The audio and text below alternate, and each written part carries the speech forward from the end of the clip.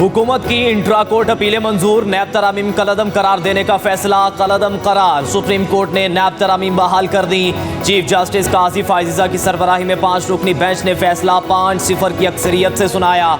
अदालत उज़्मा ने फैसले में कहा, बानी पीटीआई साबित नहीं कर सके कि नैब तरामीम गैर आईनी है। सुप्रीम कोर्ट को कानून साजी का हर मुमकिन सूरत बरकरार रखना चाहिए। नैब तरामीम के खिलाफ आइन साबित नहीं किया जा सकता। फैसले में कहा गया, अदालत और जजेस पार्लियामान के लिए गेट कीपर का किरदार अदा नहीं कर सकते।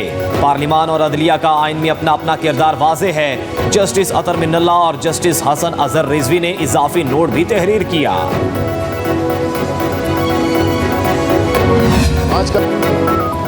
फैसला दर हकीकत NRO 2 है। रहनुमा तहरीक इंसाफ शिबली फराज का रद्द-ए-अमल। सुप्रीम कोर्ट के बाहर गुफ्तगू करते हुए कहा, फैसले को अवाम में लेकर जाएंगे। ये फॉर्म 47 के लोग अवामी नुमाइंदे नहीं हैं। ये आइन शिकनों को तहफ़्फ़ुज़ देने के कवानीन बनाएंगे।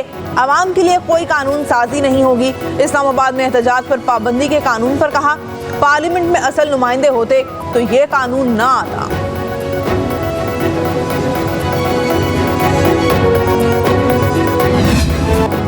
इंट्रा पार्टी केस में इलेक्शन कमीशन ने पीटीआई की 4 मुतफर्रिक दरखास्तें मुस्तरद कर दी। इलेक्शन कमीशन के दायरा इख्तियार पर एतराज़ और तहरीक इंसाफ की इल्तवा की दरखास्त भी खारिज।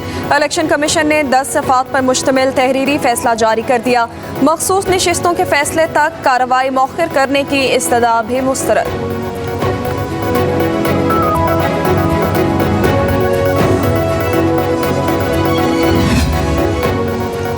लाहौर हाई कोर्ट ने चेयरमैन नादरा की तकर्रुरी कलअदम करार दे दी। लेफ्टिनेंट जनरल मुनीर अफसर को चेयरमैन नादरा के ओहदे से हटाने का हुक्म दे दिया। चेयरमैन नादरा की तकर्रुरी के खिलाफ दरखास्त मंजूर। जस्टिस आसिम हफीज ने शहरी की दरखास्त पर फैसला सुनाया। दरखास्त में मुवाकिफ था कि निगरान हुकूमत ने नादरा कवानीन में तरमीम करके हाजिर सर्विस आर्मी अफसर को तकर्रुर करने की मंजूरी दी। निगरान हुकूमत मुस्तकिल पॉलिसी मामलात में मुदाखलत नहीं कर सकती। हाजिर सर्विस फौजी ऑफिसर की बतौर चेयरमैन नादरा तकर्रुरी कलअदम करार दी जाए। तोशाखाना के नए रेफरेंस की समात में बानी पीटीआई के नैब के तफ्तीशी ऑफिसर मोहसिन हारून को धमकी।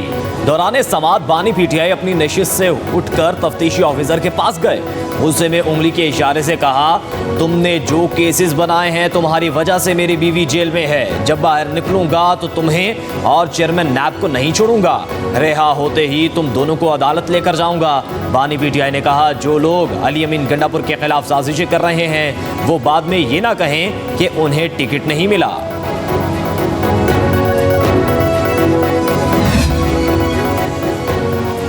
क्या बानी पीटीआई दहशतगर्द हैं कि बहुत ज्यादा सिक्योरिटी में ट्रायल करना है? अडियाला जेल में पीटीआई के वकला को दाखिले से रोकने के खिलाफ दरख्वास्त पर इस्लामाबाद हाई कोर्ट के जस्टिस सरदार एजाज इसहाक के रिमार्क्स। कहा, मुल्ज़िम को वकला से मुलाकात की इजाज़त लाजिम है। ये इजाज़त ना देना बराह रास्त तौहीन अदालत है। कैदी अपने वकील से क्या गुफ्तगू करता है ये सुनने के लिए एहलकार खड़ा नहीं किया जा सकता। जस्टिस सरदार एजाज ने कहा, सबको पता है क्या हो रहा है। इसमें जेल इंतजामिया का कोई किरदार नहीं। हमें म्यूजिकल चेयर को भूलना नहीं चाहिए। हो सकता है कि कल ये लोग आपकी जगह खड़े हों। अदालत ने फैसल चौधरी एडवोकेट से कहा, हमने आपको प्रोसिक्यूशन की तरफ से खड़े होकर दलाइल देते हुए भी देखा है। एडवोकेट जनरल इस्लामाबाद ने कहा, हम बयान हल्फी देते हैं कि आइंदा ऐसी कोई शिकायत नहीं होगी। अदालत ने कहा कि बयान हल्फी की अगर खिलाफ वर्जी की गई तो वो भी तौहीन अदालत होगी।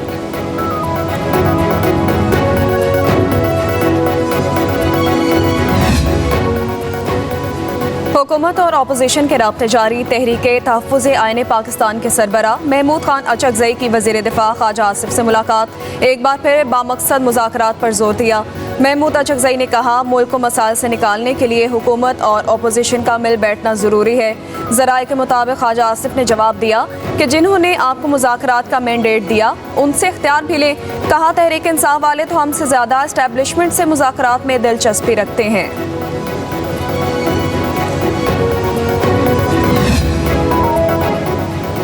कौमी असम्बली ने इलेक्शन एक्ट तरमीमी बिल की कसरत राय से मंजूरी दे दी। इस्लामाबाद में जल्द से जुलूसों को रेगुलेट करने का बिल भी मंजूर। वजीर कानून आजम नज़ीर तारड़ ने कहा इलेक्शन एक्ट में ताहयात नाअहली खत्म कर दी।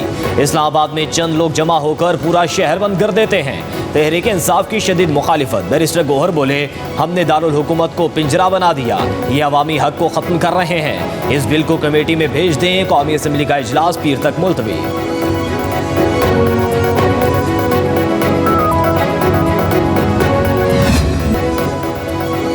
6 सितंबर को अफवाज पाकिस्तान ने कौम के शाना बशाना लड़ते हुए कई गुना बड़े दुश्मन के नाकाब अज़ाइम खाक में मिला दिए।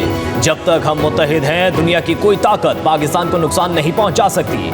Army chief general Saeed Asim Munir का यौम दिफा पर खुसूसी पैगाम। कहा डिजिटल दहशतगर्दी और 5th जनरेशन वॉर रवायती दहशतगर्दी से ज़्यादा खतरनाक है और अमन और महफूज पाकिस्तान के अज़म को कोई कमज़ोर नहीं कर सकता। अहद करें कि इख्तलाफात भुलाकर मिसाली यकजहती का मुजाहरा करेंगे। दुनिया जानती है पाकिस्तानी कौम और मुसल्लह अफवाज का अज़म नाकाबिल तस्खीर है। कराची में मज़ार कायद पर तब्दीली गार्ड्स की पुरवकार तकरीब। पाकिस्तान एयरफोर्स अकेडमी असगर खान के चाको चौबंद दस्ते ने मज़ार कायद पर गार्ड्स के फ़राइज़ संभाल लिए। पाक फ़िज़ाया के 74 कैडेट्स पेशावराना जिम्मेदारियों के लिए तैनात। लाहौर में मज़ार इकबाल पर भी तब्दीली गार्ड्स की तकरीब। Corps commander Lahore lieutenant general Syed Amir Raza ने मज़ार इकबाल पर फूलों की चादर चढ़ाई। उधर कोयटा में यादगार शोहदा पर यौम दिफा की शानदार तकरीब।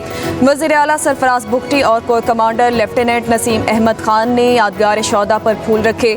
वज़ीर आला KPK की सवाबी में कैप्टन कर्नल शेर खान शहीद के मज़ार पर हाज़िरी। असद कैसर समेत सूबाई वज़रा भी हमरा थे। Force commander Gilgit Baltistan major general Kashif Khalil की कारगिल वॉर के हीरो शहीद लालिक जान की मज़ार पर हाज़िरी।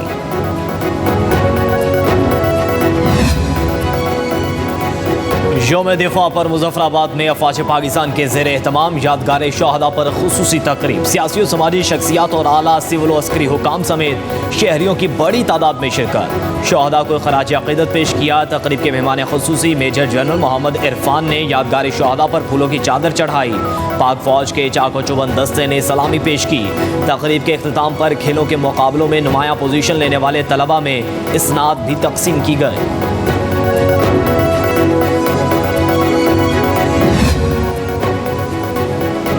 पाक बहरिया में 2 नए जंगी बहरी जहाज़ों की बाकायदा शमूलियत।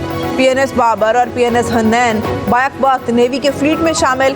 सदर मुमलिकत आसिफ जरदारी और chairman joint chief of staff committee general Sahir Shamshad Mirza की तकरीब में शिरकत। PNS Babar Turkiye, PNS Hunain Romania में तैयार किया गया। सदर मुमलिकत आसिफ जरदारी का बहरिया में 2 जहाज़ों की शमूलियत पर इज़हार इत्मीनान। टेक्निकल टीम को मुबारकबाद पेश की। तुर्किया और रोमानिया के ताउन पर इज़हार तशक्कुर। कहा मजबूत बहरिया समंदरी सरहदों की जामिन है।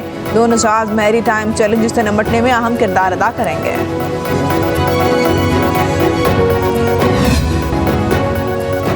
डेवलपर्स और बिल्डर्स प्रॉपर्टी की खरीदारी पर एक्साइज ड्यूटी आयद कर दी गई। इनकम टैक्स अदा करने वाले प्लॉट और मकानात खरीदने पर 3% ड्यूटी होगी। इनकम टैक्स ताखीर से अदा करने वाले प्लॉट मकानात खरीदने पर 5% ड्यूटी आयद। नॉन फाइलर्स की जानिब से प्लॉट और मकानात खरीदने पर 7% ड्यूटी होगी। तमाम डेवलपर्स और बिल्डर्स खरीदारी के वक्त ये ड्यूटी अदा करने के पाबंद होंगे। FBR ने प्रॉपर्टी पर ड्यूटी की अदायगी के लिए मखसूस फॉर्म्स जारी कर दिए। तमाम डेवलपर्स और बिल्डर्स FBR के मुतल्लिका कमिश्नर को माहाना स्टेटमेंट भी पेश करेंगे।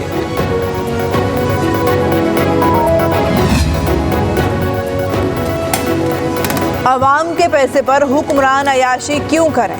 हुकूमत सिंध का लग्जरी गाड़ियाँ खरीदने का फैसला सिंध हाई कोर्ट में चैलेंज कर दिया गया। दरख्वास्त में कहा गया है कि ये गाड़ियाँ अवाम के अदा करदा टैक्स की रकम से खरीदी जाएंगी। तकरीबन 2 अरब रुपए के अखराजात आएंगे।